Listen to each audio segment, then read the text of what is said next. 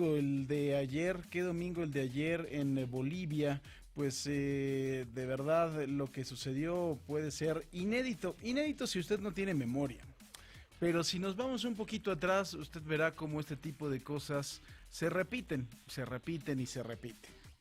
¿A qué me refiero? Pues mire, está muy sencillo a que esto sucedió exactamente igual con casi los mismos protagonistas, ¿lo creería? Sí, efectivamente en el año de 2003, en la segunda presidencia de Gustavo Sánchez de Lozada, pasó exactamente lo mismo que está pasando en este momento, nada más que en aquel entonces era el año 2003, era entre más o menos las mismas fechas, octubre, noviembre, nada más que hubo 68 muertos en aquel entonces.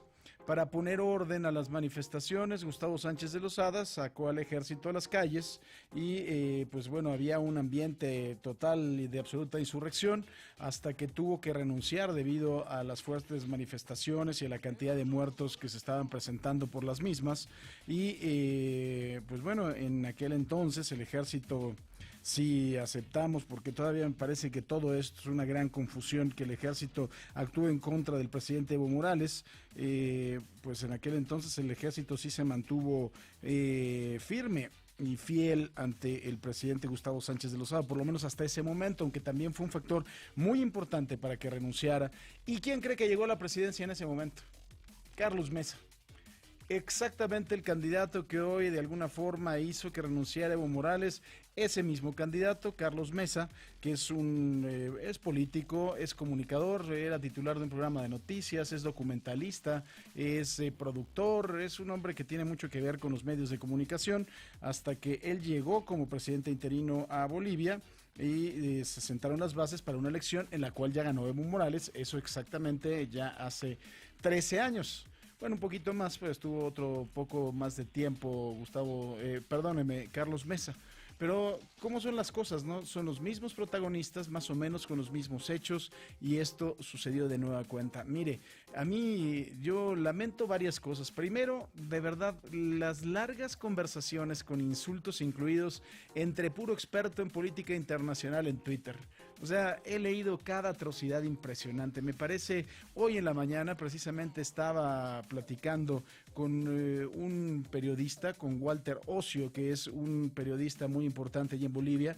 Ni él mismo tenía claro varias cosas. Primero, cuál era el estatus jurídico en que se encontraba el país, toda vez que había renunciado presidente, vicepresidenta, presidente del Congreso, y entonces tendría que recaer la presidencia en la primer vicepresidenta del Congreso.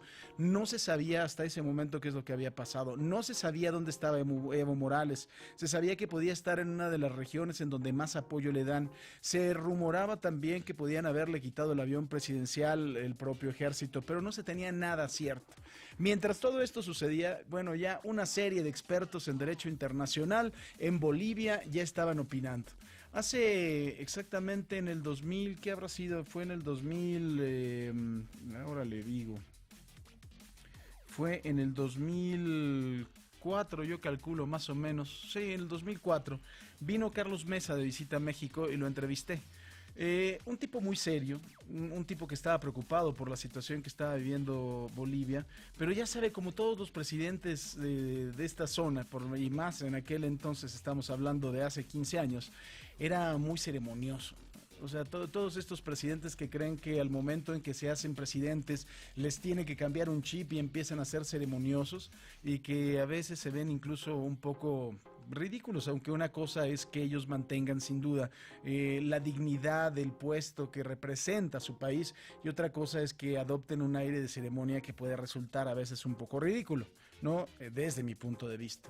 Pero al día de hoy también México y las redes sociales están divididos entre dos: los que piensan que esto fue un logro del pueblo, de un pueblo que estaba harto de un presidente que quería perpetuarse en el poder, y los que piensan y están convencidos que esto fue un golpe de Estado y que fue de alguna forma también ocasionado por el ejército. Evo Morales, en algunas apariciones a través de Twitter, porque no ha aparecido todavía físicamente, ha dado a conocer que saquearon su casa y que fue presionado por el ejército para renunciar. El ejército por su parte dice que no, y aquí en México ya tenemos dos bandos, los renuncistas y los golpistas, ¿no? O sea, aquí ya hicimos nosotros nuestra propia historia y es un buen motivo para enfrentarnos en internet a mentadas de madre como nos gusta.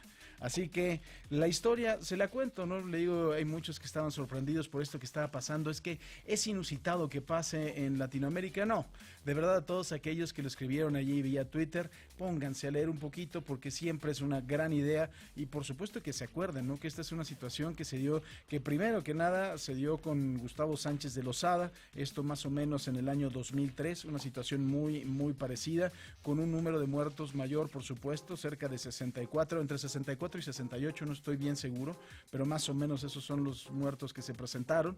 Y después, como le digo, entró Carlos Mesa, que hoy era el candidato contrincante a Evo Morales, que después ya sabe usted qué fue lo que pasó. Evo Morales dijo que había ganado la elección con más de 10 puntos, que es el porcentaje que se necesita para que no se tenga que convocar una segunda vuelta. Carlos Mesa y la gente empezó a protestar, se pidió la ayuda de la OEA, la Organización de Estados Americanos. La Organización de Estados Americanos dijo que había irregularidades desde pequeñas hasta muy graves, que no podían de alguna forma validar las elecciones. Evo Morales llamó primero a una nueva elección y después presentó su renuncia, y hasta ahí tenemos la historia. Todo lo demás es caos, es desconcierto, no sabemos en dónde está, no sabemos cuál es la situación constitucional de Bolivia, pero eso sí, mientras tanto, ya en Twitter ya nos hicimos pedazos, ¿no? Como nos gusta.